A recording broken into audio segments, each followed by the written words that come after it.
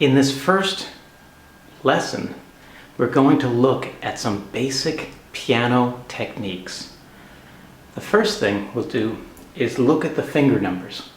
In piano, the thumb is finger number 1. The pointer is finger number 2. Middle finger is finger number 3. Ring finger is finger number 4. And pinky is finger number 5. This is true for both hands, and it's absolutely true for the rest of your piano studies. Thumb is always 1, pointer is always 2, middle finger is always 3, ring finger is always 4, and pinky is always 5. That's something right off the bat you should memorize. The next thing I'd like to talk about is basic piano technique, and piano is a very natural instrument to play. The one thing we want to think about is having curved fingers. When you play, to start off, pretend you're holding a ball or a piece of round fruit like an orange or an apple, and then turn your hand over. For the sake of this video lesson, I'm going to turn my hand to the side, and you'll see that there is a curvature to the fingers. We want to maintain that curvature even if your fingers are nearly flat. You want to keep a slight curvature depending on how you're playing in a piece or a song. What you want to avoid is the knuckle, any of the knuckles bending back against itself. That's unnatural anyway. It's not going to feel very good, and it's also going to increase your chances of slipping off a note and making a bad tone or bad sound on the piano. It's the same is true for the left hand. If you pretend you're holding a piece of fruit and then turn your hand over, you'll see there's a curvature here, and you want to maintain that. So the same technique is true for both hands. The next thing I'd like to talk about is releasing keys. When people start playing the piano, quite often they forget to lift a finger off the key once it is played. So let's try a simple 5-finger exercise. And to do this, let's talk about middle C, and we'll find middle C.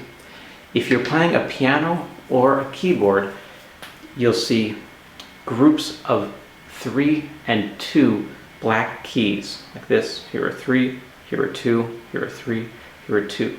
If you look roughly to the middle of your piano keyboard, you'll see 2 black keys, in this case right here. Then to find middle C, you'll go directly to the left of the 2 black keys. And with your right hand thumb, let's try playing middle C. So let's try that one more time. Let's locate the 2 black keys in the middle of the piano keyboard and then go directly to the left of the 2 black keys to the white key right here, and that's C. So now let's try a little exercise where we'll play 1, 2, 3, 4, 5 with our right hand. And we're going to place our thumb on middle C, second finger on D, third finger on E, fourth finger on F, and pinky on G. And then all we'll do is walk up and down, and it will sound and look like this. 1, 2, 3, 4, 5. And what I'd like you to do is to keep curved fingers, and also, once you play a key, release that particular finger. What we want to avoid is holding down all of the keys, and I'll demonstrate that right now. It would sound like this. This is definitely what we want to avoid. So please don't emulate this in your playing. This is just to show you an improper technique. Do you hear how the notes are blending into one another? That's because I forgot to lift up my fingers. So try that exercise on your own with your right hand. You can also try it with your left hand, starting with your pinky on middle C and just playing 5, 4, 3, 2, 1 and lifting up those fingers. And you can go up, and up in the piano is going this way, down or descending is going this way. So throughout these videos and throughout the book, we'll use the terms up or ascending, which mean the same thing, and that means going up towards the higher notes of the piano, and down, descending, which means going to the lower notes. Let's look now at the notes of the keyboard. We've already found middle C right here.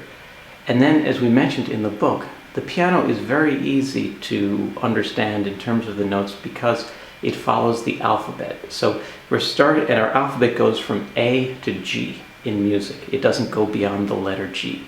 So if we find middle C, we find our two black keys in the middle of the keyboard, then C, and then we walk 2 notes down, 1, 2, that's the note A.